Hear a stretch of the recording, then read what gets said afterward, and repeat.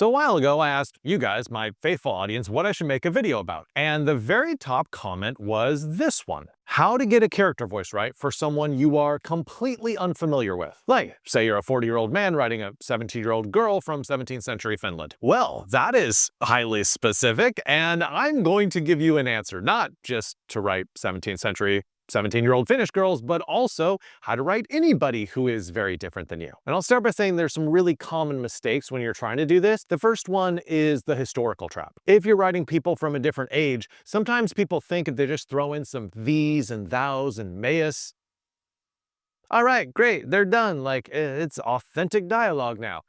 Well, not so much. And a second common mistake that people often make is beware of the ethnic trap. And the ethnic trap is just where you give sort of the stereotypical way, I don't know, a Chinese person would speak or a Hispanic person would speak based on long-running stereotypes. That doesn't work well either. A third mistake would be you should really beware of the age trap. And an age trap is when you're just writing someone of a different age than you. And so you throw in some slang from that era, you throw in some Gen Z or Alpha slang and you're like, I'm right, I nailed this. Ay.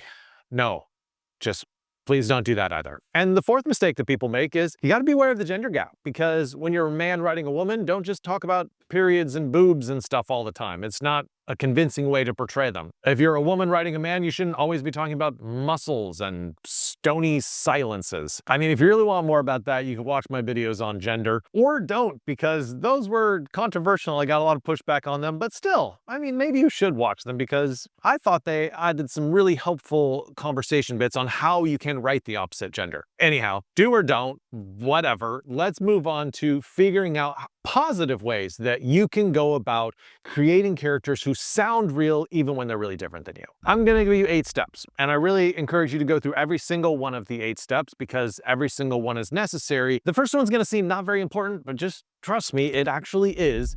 Generate your characters' metaphors and similes. So your goal is just to figure out 5 metaphors or similes that this particular character would say. And to really do this well, you need to think about your character's world and the type of comparisons that they would make. Like if you were a boomer and you're trying to write a Gen Z or Gen Alpha character, then maybe you can come up with similes or metaphors like this. Like trying to speed run homework. Or that's more cringe than family vlogging. Or like spawning into the wrong lobby. What's absolutely key is you can't take your familiar metaphors and similes and apply them to this very different character. So you really have to come up with completely different ones. Now for our 17th century Finnish girl, let's think about her sensory environment. She might have never smelled car exhaust, but she knows the gamey taste of reindeer. She knows what birch smoke smells like and looks like as opposed to pine smoke. And she knows what frost looks like when it appears on the insides of windows. So you take really minute details like that and look for ways for her to use that as a metaphor comparing something to those things. A second really helpful thing that you absolutely should do to make your character's voice come alive is to identify what they never say directly. So everybody has things that they don't describe directly in language, and instead they use, euphemisms to sort of slide around them. And it might be helpful to come up with categories for the things that this particular character wouldn't talk about, and instead would use euphemisms for. Stuff relating to the scatological, stuff relating to sexuality, stuff relating to authority figures. So let's run down the list and sort of check out some examples of what I'm talking about. In the South, you wouldn't say, "You're an idiot." You'd say, "Bless your heart." Bless her heart. If you were European clergy in the 1600s, you might not say, "Oh, he kicked the bucket." Instead, you would say, "He went the way of all flesh," which is a biblical allusion. A modern CEO would not use direct language like axing or firing, but instead use horrific euphemisms like right-sizing or optimizing headcount. And if you're in modern China, you wouldn't say the coppers took him downtown, you would say he got an invitation to tea. Or if you look at more formal, almost prudish cultures, then they might not say, "Oh, they're having sex," but instead would say, "Oh, they're having relations." And if you're writing someone from a Victorian era middle class, you wouldn't say, "Oh, she's prego," you might say, "Oh, she's in a delicate condition." And here's 2 examples for our 17th century Finnish girl, because yeah, we're still running with that. The first euphemism might be blessed condition rather than saying she's pregnant. And the second euphemism might be a woman's ailment rather than menstruation. And hey, listen, if you find my YouTube videos helpful, make sure to check out Bookfox Academy, because I have a whole bunch of more videos, like more than 230, on all sorts of different topics that will help you write your book, from a sentence course to a course on dialogue to a course on helping you write your novel. All those are really fantastic, and you get them if you subscribe to Bookfox Academy. As always, you've heard this 1,000 times from me. Link is in the description, so, click it or something. Now, this third strategy for capturing the voice of someone who's very different from you is a really good one. You're gonna be like amazed by it. It's number 3, active versus passive divide. So I'll just ask you, your particular character, do they speak in more passive sentence formations where they avoid any sort of responsibility and sort of put things off from them? Or do they speak in more active sentence formations where they are like cut and dried, taking responsibility, telling you right what's up? So passive heavy dialogue might look like someone who is trying to avoid responsibility. So instead of saying, I missed the deadline, they would say, the deadline was missed. Wasn't me.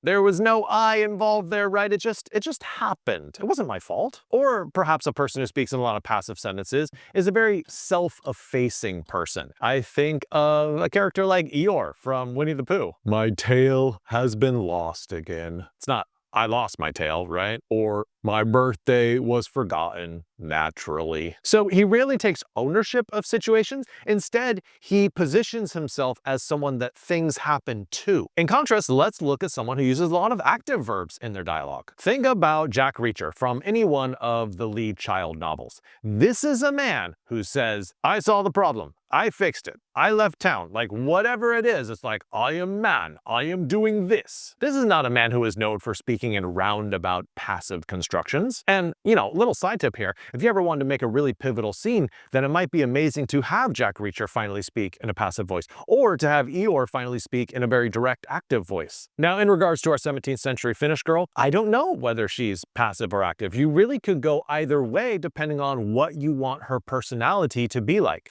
It's your decision. Now, this next one is a great way to create a character who's alive on the page, and it is number 4, find the disfluencies. So disfluencies are just where people mess up when they're speaking, and everybody does this. Everyone has small little disfluencies in their speech that sort of give their speech an identity marker. Now, it could be, it's as simple as, say, using filler words. Like. And a character who does this a lot would be, say, Cassie in Euphoria. She puts like into almost every sentence. She's constantly saying like. Even when she's talking about really serious, big picture, philosophical, life-changing stuff, she is using the word like. For our 17th century Finnish girl, maybe she is the disfluency of sentences trailing off without finishing, right? That could be something that she does. Or if you want, you could really give your character much more serious disfluencies. Think about how in Stephen King's It, the character Bill has a pretty serious stutter. Or in Jonathan Lethem's novel Motherless Brooklyn, the main detective character played by Edward Norton, he suffers from Tourette's. A fifth thing you absolutely need to do to capture this person's voice on the page is to, number 5, list what your character says most often. So your goal, your mission, is to just come up with a single word or a phrase, it could be a phrase, that your character says frequently. Now, this could be something like a catchphrase. For instance, Joey in Friends always says, "How you doing?" Or like Vinzini in Princess Bride, "Inconceivable." Or what your character says, it could be a verbal tick. Think about Fitzgerald's The Great Gatsby. Jay Gatsby is always saying, "Old sport." Don't worry, old sport, don't worry. That's how he refers to all these other people, is like, "Hey, old sport." Or Boomhauer in King of the Hell constantly says the word man. Like, come on, man. Tell you what, man. Every single sentence of his seems to shoehorn in a man or two. A really fun example, I think, would be Doctor Who, specifically the 10th Doctor, who is constantly apologizing. He is constantly saying, "I'm sorry," or "sorry." So your goal in your novel is to pepper your character's conversation with this word that they say more than any other word. Now, your goal through doing this is to give your character a verbal identity. It will set them off from other characters around them. Now, for your 17th century Finnish girl, I did a little bit of research into Finnish language, and I think my best guess would be that she would say most often the word well or so. Well, I don't know, or well, I walked. So, I mean, that's my recommendation, but obviously you can come up with whatever you think your character would say most frequently. Now, this next one is probably the trickiest one to pull off well, but I think it is also the most essential one to capture a character's voice, and it's number 6.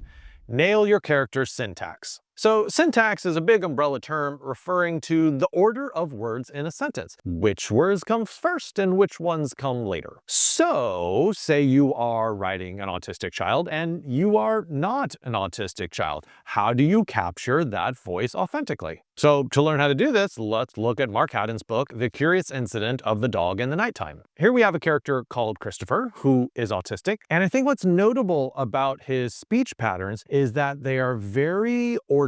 It's precise and logical ordering of everything. A second thing that's really interesting to note is there is minimal emotional modifiers, right? He keeps it very even keel. And lastly, there's a lot of lists in what he's saying and a kind of mathematical precision in his dialogue. And I have 2 suggestions for the 17th century Finnish girl, or, for anyone else out there, because I think these apply to anyone. One, you could have her ask a lot of questions, right? That's a specific formulation that, she's an inquisitive person, or perhaps she's trying to say something but not make it seem too forward, and so instead she asks a question. Or a second example would be to have her speak in a lot of short sentences. That is certainly a dialogue marker that makes her sound more unique and more like an individualized character. And by the way, if you like what I'm talking about in this video, there are 2 courses that I think would help you in Bookfox Academy. One would be my course on dialogue writing, because that is a lot about how to capture characters and make them feel real just by what they say. And then the second thing, which would be good for you, would be my sentence course, because